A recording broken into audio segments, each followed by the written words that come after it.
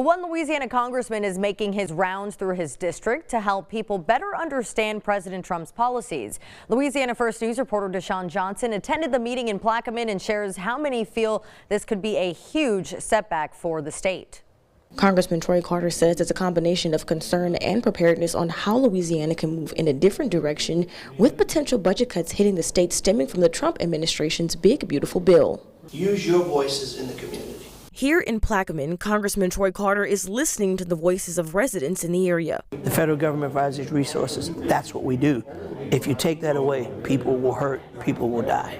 Among many topics surrounding the Trump administration's so-called Big Beautiful Bill, Carter touched on several other issues like FEMA and education. Keisha Fleming is the assistant principal at Bridge Academy. She says she's worried about how this could affect her students. This is my 20th year as an educator, and I've had to fund uniforms, shoes, clothing for students. I'm wondering what would that look like for funds for teachers and administrators to make sure that students get an education that is worthy of them. Just like the concern of what would happen if the Department of Education could be dismantled, the bill could hit Louisiana hard. President Trump says it's a beneficial funding cut. You look at what we're doing for small businesses, for people, for middle-income people, all of the things that we're doing, nobody's ever seen anything like it. Carter says it would push the state in a budget hole. $880 billion in cuts to Medicaid is unsustainable. That will undoubtedly close down rural hospitals.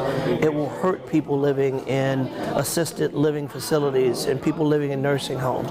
It will hurt our veterans. It will hurt people living with disabilities.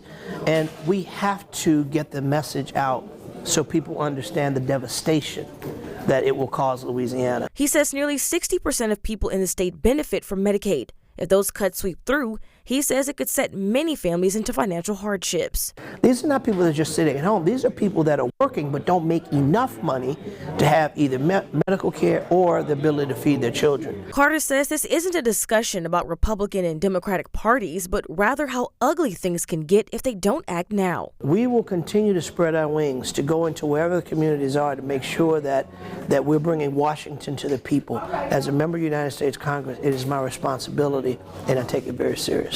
In Plaquemine, Deshaun Johnson, Louisiana First News. And Congressman Carter will have his next town hall meeting tomorrow in Donaldsonville. It starts at 6 p.m.